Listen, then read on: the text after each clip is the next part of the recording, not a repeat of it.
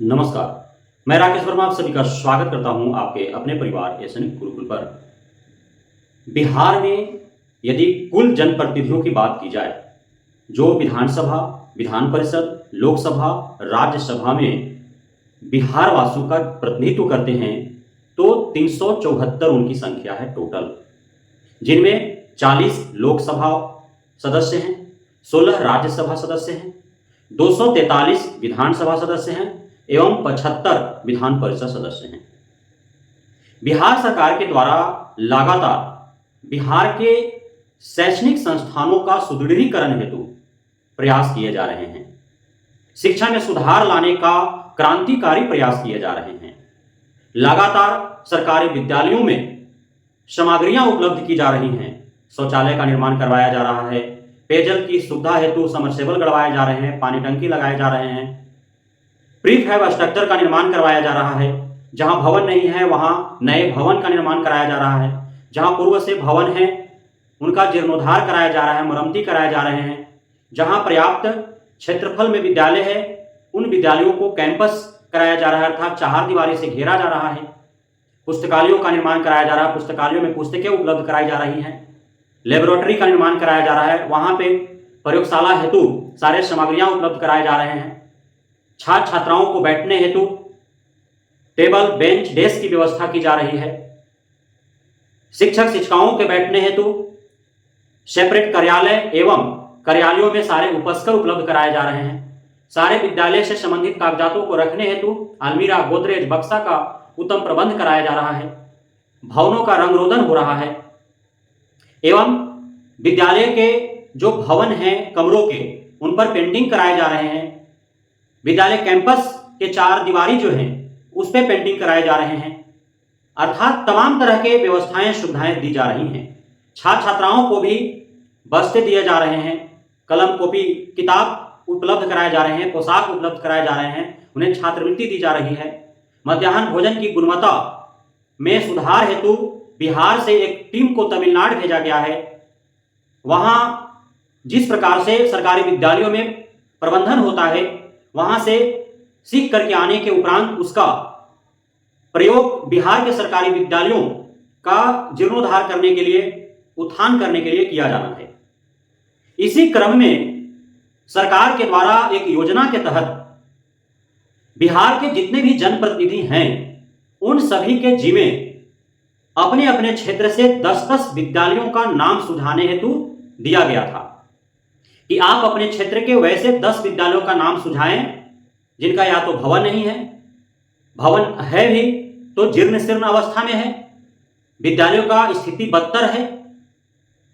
तो इस प्रकार के जो बदतर हालात वाले विद्यालय थे उनका बिहार राज्य शैक्षणिक आधारभूत संरचना विकास निगम लिमिटेड के द्वारा विकास कराए जाने थे, उनका जीर्णोद्धार, उत्थान कराए जाने थे। लेकिन बिहार के इन जनप्रतिनिधियों का उदासीनता इस कदर दिखा कि ये अपने क्षेत्र के 10 विद्यालयों का भी नाम नहीं सुझा पाए। कुल 374 प्रतिनिधियों में से 277 जनप्रतिनिधियों ने बिल्कुल ही इस प्रकार उदासीनता दिखाया कि उन्होंने अपने क्षेत्र के एक भी सरकारी विद्यालयों का नाम वो नहीं सुझा पाए। 374 गुने 10 यदि करते हैं तो 3740 विद्यालय होते हैं पूरे बिहार भर के, और 950 विद्यालयों का ही सूची पहुंच पाया है।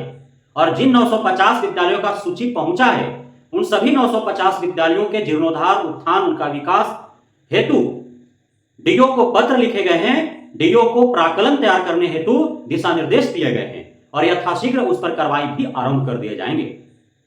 लेकिन सबसे बड़ा सवाल यह है कि जब बिहार पूरे भारतवर्ष में शैक्षणिक पिछड़ेपन की बात करें तो सबसे अव्वल दर्जे का है, यानी कि शैक्षणिक पिछड़ेपन का बिहार में जो धब्बा लगा है वह पूरे भारतवर्ष में सबसे गहरा धब्बा है।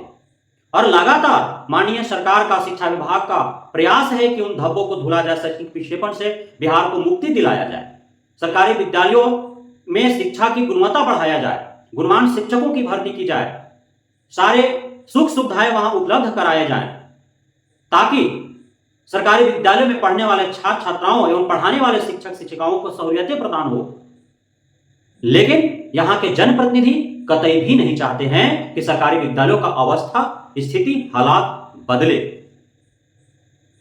यह जो करतूत किया गया और ऐसा प्रतीत हो रहा है जनप्रतिनिधियों की इस करतूत से कि ये कतई नहीं चाहते हैं कि सरकारी विद्यालयों का जीर्णोद्धार हो, उसका उत्थान हो, विकास हो। शायद इसलिए कि पूरे भारतवर्ष की यदि बात करें विधायकों, सांसदों, मंत्रियों का, तो कहीं ना कहीं बहुत व्यापक स्तर पर ऐसी संख्या है इन जनप्रतिनिधियों का जिनका बड़े बड़े निजी संस्थान में या तो शेयर है या खुद 100% के मालिक हैं। यदि सरकारी विद्यालयों के हालात सुधर जाते हैं तो इन जनप्रतिनिधियों, इन विधायकों, सांसदों, मंत्रियों का जो खुद का बड़े बड़े शैक्षणिक संस्थान है, निजी विद्यालय हैं, वहां बच्चे नहीं जा पाएंगे, तो इनका बिजनेस ठप पड़ जाएगा। इसलिए सरकारी विद्यालयों का उत्थान नहीं चाहते हैं। दूसरा कारण यह है कि भारत के चाहे केंद्र स्तर का कोई जनप्रतिनिधि हो या भारत के किसी भी राज्य का कोई भी जनप्रतिनिधि हो, जो भी उनके मार्फत कार्य होते हैं, उन कार्यों के एवज में उनका एक फिक्स्ड कमीशन बंधा होता है। लगभग 10% तो मिनिमम कमीशन हर हाल में बंधे हुए हैं, चाहे वह मेंबर ऑफ लोकसभा हो, मेंबर ऑफ राज्यसभा हो, चाहे वह मेंबर ऑफ विधानसभा हो या मेंबर ऑफ विधान परिषद हो। 10% मिनिमम उनका कमीशन बंधा है हर कार्य में। अब चूंकि जो जीर्ण शीर्ण अवस्था में विद्यालय हैं, उनका नाम सुझाने में इनका भला क्या फायदा मिल पाता? इसमें तो कमीशन उनको नहीं मिल पा रहा था ना। ऐसा थोड़ी था कि जिस विद्यालय का नाम सुझा रहे थे उस विद्यालय में पढ़ने वाले छात्र छात्राएं 10-10, 20 रुपया कलेक्शन करके और 10-20 हजार रुपए माननीय को पहुंचाने वाले थे, या प्रधानाध्यापक, शिक्षक शिक्षिकाएं मिल करके अपना वेतन से 500 हजार कलेक्ट करके 10-20 हजार रुपया पहुंचाने वाले थे। ऐसा तो था नहीं। तो भला माननीय का जिनमें कोई आर्थिक लाभ न हो वो काम वो क्यों करे? बिना वो आर्थिक लाभ के, आम जनमानस के लाभ हेतु, हित हेतु वो काम क्यों करे? इसलिए वो नहीं कर रहे हैं। तो इसीलिए मैं कह रहा हूं कि बिहार के जो नेतागण हैं ये लतखोर हैं। जब ये वोट मांगने के लिए आते हैं, जूते से स्वागत करो इनका, तब जाकर के समझ में आएगा कि जो जनता मत दे करके और पदासीन करता है, वही जनता पैरों के तले भी दबा देता है। आम जनमानस के शक्ति का एहसास इन जनप्रतिनिधियों को होना चाहिए, तभी जाकर के बिना कोई लाभ के निस्वार्थ भाव से ये जनता के हित में कार्य करना आरंभ करेंगे। अन्यथा जैसे ही ये जनप्रतिनिधि बनते हैं, उनके मन मस्तिष्क में यह बैठ जाता है कि अब तो वह शहंशाह बादशाह हो चुके हैं। भला वे क्यों वैसा कार्य करें जिनसे गरीबों को, भूमिहीनों को, किसानों को, मजदूरों को फायदा पहुंचे?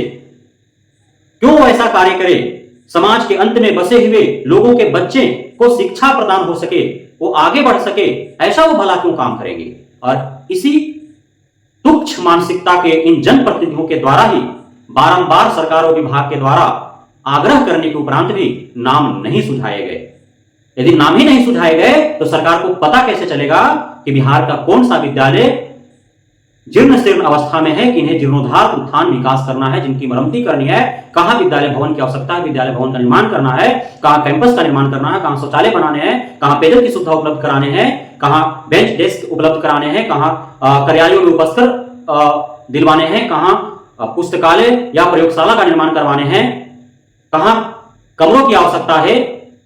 कैसे उनको पता चल पाएगा जब उस क्षेत्र का जनप्रतिनिधि को ही पता नहीं है, वो जनप्रतिनिधि इसमें अपना इंटरेस्ट नहीं दिखा रहा है, तो फिर कैसे सरकार और विभाग शिक्षा में सुधार ला पाएगा, शैक्षणिक संस्थानों, सरकारी विद्यालयों का उत्थान कर पाएगा और बिहार पर जो लगा है शैक्षणिक पिछड़ेपन का धब्बा उसे धुल पाएगा, एवं सरकारी विद्यालय में पढ़ने वाले छात्र छात्राओं को गुणवत्तापूर्ण शिक्षा उपलब्ध करा पाएगा, गुणवान शिक्षकों से गुणवत्तापूर्ण शिक्षा प्रदान करवा पाएगा, एवं सरकारी विद्यालय में पढ़ने वाले गरीब, मजदूर, किसान, भूमिहीन, समाज के अंत में बसे हुए लोगों के बच्चों का भविष्य निर्माण कर पाएगा। यह सोचने और समझने वाली बात है।